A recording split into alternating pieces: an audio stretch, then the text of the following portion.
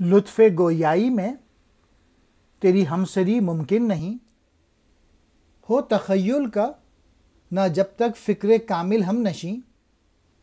ہائے اب کیا ہو گئی ہندوستان کی سرزمیں، آہ اے نظارہ آموز نگاہ نکتہ بیں، یہ سوائے اردو ابھی منت پذیر شانہ ہے۔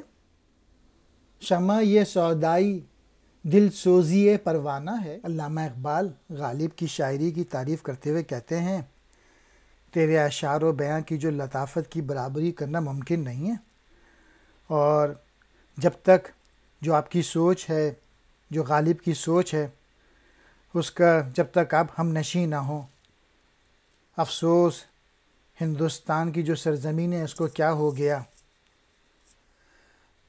اے غالب جب تک تیری کوئی فکر و تخیل کی بلندی سے آشنا نہیں تو وہ تیری ذات سے کس طرح واقف ہو سکتا ہے، اور تیرا انداز بیان کی برابری کا کیسے حقدار ہو سکتا ہے۔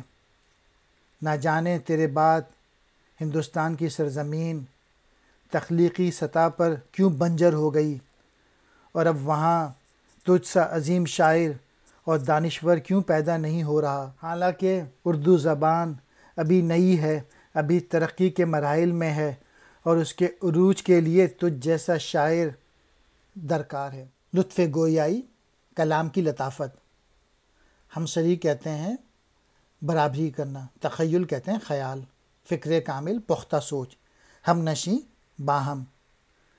اے نظارہ آموز نکتہ نگاہ بین، اے دیدار کا سلیقہ بتانے والے بصیرت افراد کی نظر، گیسوئے اردو زبان کی زلف، اردو کو ایک دوشیزہ کے روپ میں دیکھا گیا ہے۔ منت پذیر شانہ،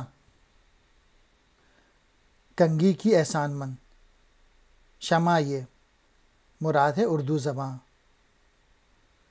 سودائی دل سوزی پروانہ ہے، پروانے کے دل جنانے کی مشتاق یا پروانے کی محبت میں دیوانی ہے۔